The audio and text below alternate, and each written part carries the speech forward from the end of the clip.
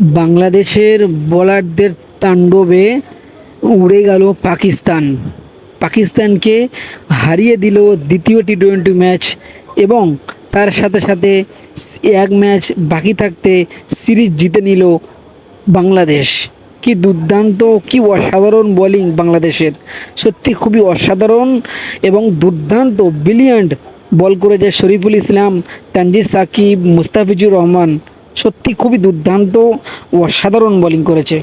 এরম বোলিং সাধারণত দেখা যায় না বাংলাদেশের, সত্যি খুবই দুর্দান্ত অসাধারণ। বাংলাদেশ প্রথমে টসে হেরে ব্যাট করতে নেমে 134 রান করে, 33 রান করে 34 টার্গেট দেয়। সব ব্যাটারাই ব্যর্থ, বুক চিতিয়ে লড়াই করেছিল। জাকির আলী অনিক 48 বলে 55 রানের ইনিংস খেলেছিল। ওই ইনিংসে লড়াকু এক পুঁজি পাকিস্তানের সামনে টার্গেট দেয় 134। 134 রান চেঞ্জ করতে নেমে পাকিস্তান শুরুতেই বিপদে। রিশাদ হোসেন শুরুতেই রান আউট করে দেয়। তারপরে শরীফুল ইসলামের বোলিং জাদু শুরু।